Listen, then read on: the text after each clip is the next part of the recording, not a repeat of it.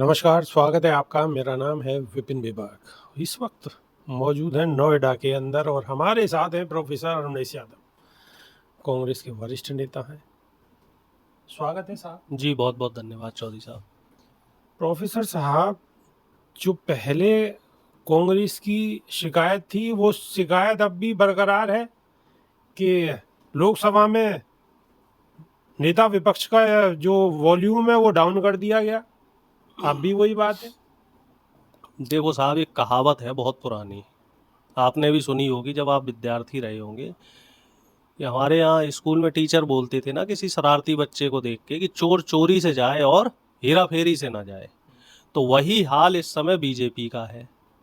सरकार बन पाई, जैसे तैसे बन पाई, वो तो सबको ही मालूम है कैसे, कितनी बैसाखियों का आप सहारा चोर लिया। कह रहे हैं सरकार को? नहीं, मैं एक बात बता रहा हूँ, चोर डायरेक्ट ना कह के मैं एक उस कहावत की तरफ जा रहा हूँ। पिछली बार तो क्लियर बहुमत की सरकार थी, तो इन्होंने अपनी खूब तानाशाही चलाई, खूब चोरी की, खूब गुंडई की, खूब तानाशाही चलाई।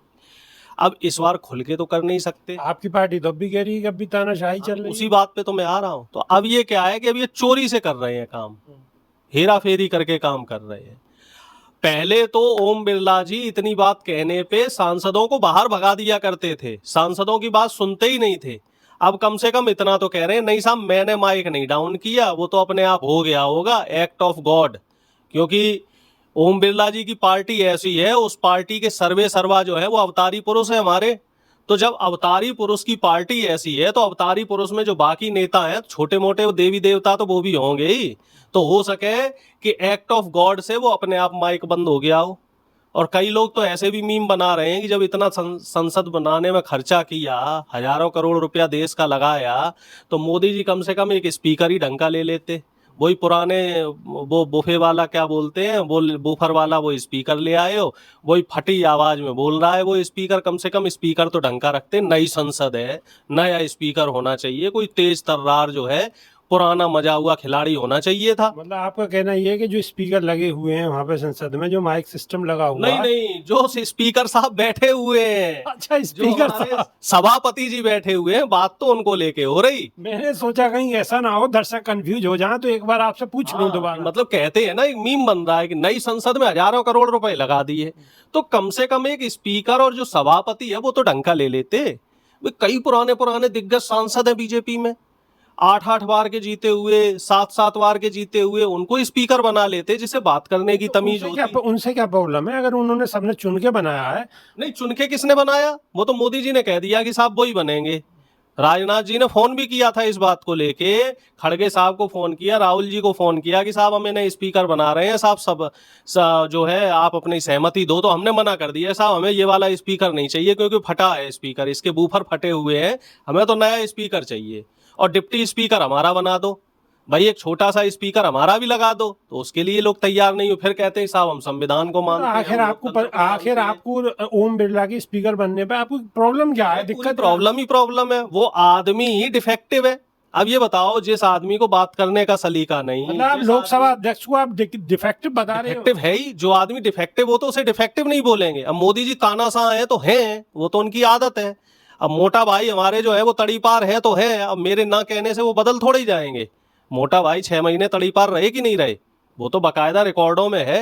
अब राजनाथ सिंह जी निंदा मामा है तो है, अब उन्हें कोई बदल थोड़ा ही सकता है, उनका तो वो नाम ही पड़ गया। अब ऐसे ही रेल मंत्री जी जो है वो रील मंत्री है तो है। बताओ, ऐसे तो वो भी कह सकते हैं कि राहुल गांधी पप्पू हैं, ऐसे तो वो भी कहेंगे फिर। नहीं, वो कहें, वो अपनी बात कहें, हम अपनी बात कहें। अब कौन पप्पू है कौन गप्पू है ये तो देश की जनता ने बता ही दिया। अब तो भैया वो विपक्ष के नेता है, बना दो पप्पू, पप्पू बना दो, पप्पी बना दो, बिल्लू बना दो, टिल्लू बना दो, कुछ भी बना दो, क्या फर्क पड़ रहा है? ये तो लोकतंत्र है। लेकिन आज की तारीख में कितने 77-78 साल हो गए देश आजाद हुए, कांग्रेस के किसी भी नेता को लेकर आपने कैसी भी अभद्र और अशोभनीय टिप्पणी करी हो, कांग्रेस के किसी नेता ने, उस पर्टिकुलर उस नेता ने कभी विधवा विलाप नहीं किया मंच पे जाके कि मुझे 109 बार गाली दी गई, मुझे ये किया गया, मुझे वो किया गया। रोया कोई नहीं। राहुल गांधी जी निर्भीक तरीके से बोलते हैं, हाँ ठीक है, हमारा जो विरोध हो रहा है, हमारे लिए जो बातें कही जा रही वो मुझे सब पता है और उन्हें सहर्ष स्वीकार है। नेहरू जी को स्वर्गवासी हुए कितना समय हो गया, कम से कम 60 साल हो गए, लेकिन अब भी नेहरू जी को लेके कैसी ओछी बातें की जाती हैं। इंदिरा गांधी जी ने देश के लिए शहादत दी, पूरी दुनिया को पता है, और इंदिरा गांधी जी के लिए किस तरह की बातें की जाती हैं। इमरजेंसी की बात होती है। तो इमरजेंसी किन हालात में हुई, इमरजेंसी से पहले क्या हालात थे, इमरजेंसी के दौरान क्या क्या हालात हुए, इमरजेंसी के बाद क्या हालात हुए, उसके बाद बकायदा इंदिरा गांधी जी ने माफी भी मांगी, और कम से कम जो है उसको लेके कई बार जो है उस पर चर्चा भी हो चुकी है। लेकिन आप क्या है, आप सब वही 50 साल पुरानी अच्छा, ये बात इतने करोगे। साल बाद में और अब ऐसे शुभ मुहूर्त पे निंदा प्रस्ताव लाना कैसा देखते हो? नहीं होना चाहिए। और मैं आपको बता रहा हूं, बहुत जरूरी बात, ब्रेकिंग है, इंडिया गठबंधन की कल मीटिंग हो रही है, और जो स्पीकर साहब का जो ये रवैया है, वो नीट पे चर्चा नहीं होने दे रहे, पेपर लीक पे चर्चा नहीं होने दे रहे। अब ये बताओ भाई, फिर बाद में टीवी वाले सारे जो गोदी मीडिया वाले हैं, वो सब ये कहेंगे कि साहब विपक्ष जो है अपना काम नहीं कर रहा। अब हम काम तो कर रहे हैं, लेकिन सभापति महोदय ये कह रहे हैं कि किस टॉपिक पे चर्चा होगी, किस पे नहीं होगी, ये बात वो तय करेंगे। भैया वो क्यों तय करेंगे, ये काम तो विपक्ष का है। विपक्ष किस मुद्दे पे चर्चा करवानी है, अगर वो मुद्दा जनता से जुड़ा हुआ नहीं है तो बताओ ना आप। जनता से जुड़ा हुआ मुद्दा है पेपर लीक। आज की तारीख में युवाओं की सबसे बड़ी समस्या है, और हमारा देश युवाओं का देश है। सबसे ज्यादा युवा जो है वो हमारे देश में है, और सबसे ज्यादा बेरोजगार युवा भी हमारे देश में है। करोड़ों युवा बेरोजगार है, 30 लाख से ज्यादा पद, सरकारी जो पद है वो खाली है। अग्निवीर जैसी योजना ने देश का बंटाधार कर दिया। युवा बिल्कुल भाई साहब डिप्रेशन में है। तो आप ये मान रहे हो कि आपकी आवाज दबाई जा रही है? दबा लो, दबा के देख तो लो। आप कितनी आवाज दबाओगे? हुड्डा साहब की, दीपेंद्र हुड्डा जी की आवाज दबाई, उनके साथ बदतमीजी की, उनको मौका दे दिया। हरियाणा में चुनाव है, पिछले 2 दिन से शनिवार और इतवार हुड्डा साहब जहां भी जा रहे हैं पब्लिक मीटिंग में संविधान की किताब लेके जा रहे हैं, और हुड्डा साहब पब्लिक से कह भी रहे हैं, देख रहे हो हम संविधान की बात कर रहे हैं, इस पे ओम बिरला जी को तकलीफ है। अब ये बताओ भाई, जब शशि थरूर साहब जय हिंद और जय संविधान कह रहे हैं, तो जय संविधान में आपको क्या दिक्कत है? जय हिंदू राष्ट्र बोलने में आपको दिक्कत नहीं है, जय फलस्तीन बोलने में दिक्कत नहीं है, जय संविधान बोलने में दिक्कत है। जबकि देश, मैं आपके दर्शकों से पूछना चाह रहा हूं, देश किससे चल रहा है? जय फलस्तीन से चल रहा कि जय हिंदू राष्ट्र से चल रहा? नहीं साहब, जय संविधान से चल रहा। और आपके दर्शकों को मैं बताना चाह रहा हूं, अगर हमारे देश में संविधान नहीं होता तो हमारे जो देश की 70% से जो ज्यादा आबादी है, उसे अभी तक पढ़ने लिखने का अधिकार नहीं मिला होता। ये संविधान की ही देन है कि हम सब लोग पढ़ लिख रहे हैं, जागरूक हो रहे हैं, और हमें पता चल रहा है कि देश दुनिया में क्या चल रहा है। नहीं तो हमें तो मूल सुविधाओं से, मूल अधिकारों से और मूल जानकारियों से ही दूर रखा जाता था। अब समस्या तो यही आ रही ना बीजेपी आरएसएस वालों के साथ, कि भाई सारी धनाढ्यों की पार्टी है। ये लोग ये चाह रहे हैं कि देश के सारी जो शासन व्यवस्था है, सारी जो प्रशासनिक व्यवस्था है, उस पर वही लोग राज करें, गरीब का बच्चा आगे ना जाए। लेकिन साहब ये सब चीजें नहीं चल पाएंगी ना, बहुत दिनों तक तो नहीं चल पाएंगी। बहुत दिनों तक तो आप हिंदू, मुस्लिम, गांधी, नेहरू ये सब दिखा के नहीं चल लेकिन अब पाओगे। जनता ने तो आपको जनादेश दिया है विरोध प्रदर्शन करने का, विरोध करने का। लोकसभा में बताइए, नीट को लेके जंतर मंतर पे यूथ कांग्रेस ने धरना दिया। अब उसके बाद के आपने वीडियो देखे हैं? हाँ, वीडियो देखे, काफी किस लोगों के तरीके से चोट पुलिस आई ने है। पीटा है, बिल्कुल। किस तरीके से पुलिस ने पीटा है। वो तो मान लीजिए कि अब हम संख्या बल में हैं, तो हमारी बात जो है वो मीडिया में पहुंच रही है।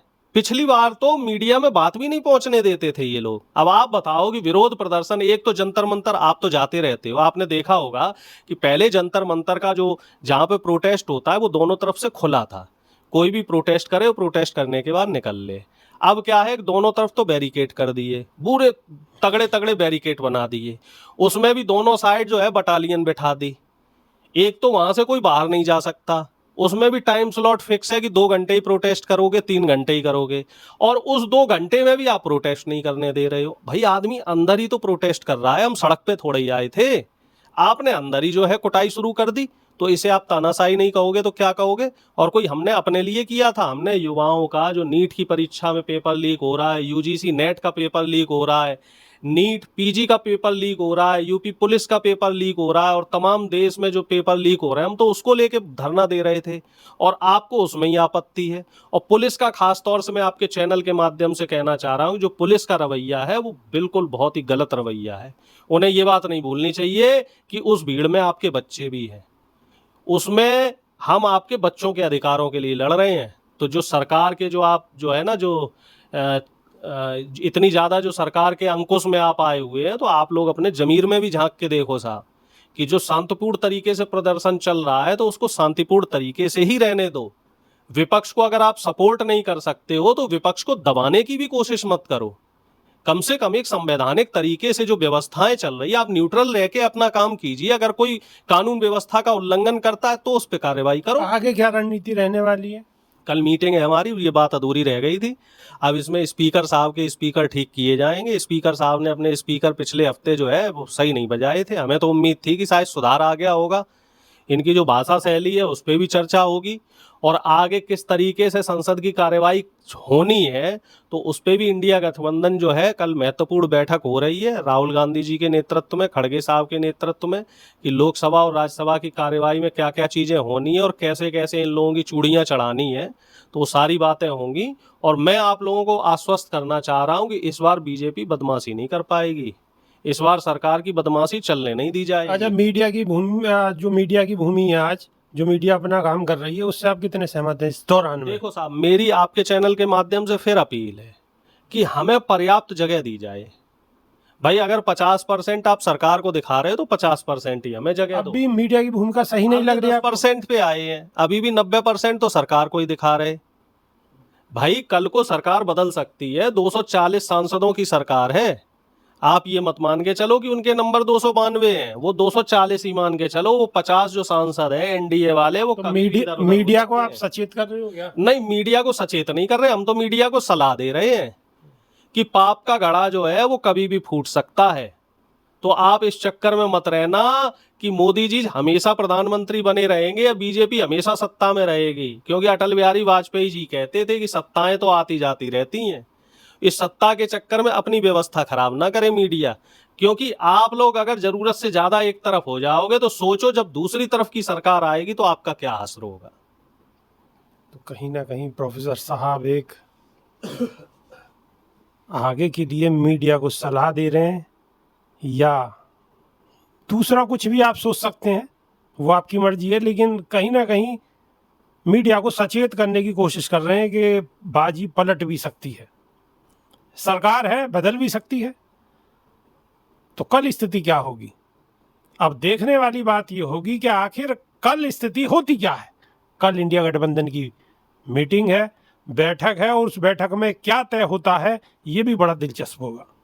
तो अभी के लिए सिर्फ इतना ही। नई वीडियो में फिर रूबरू होंगे। जब तक के लिए बहुत बहुत शुक्रिया। नमस्कार जी, बहुत बहुत धन्यवाद।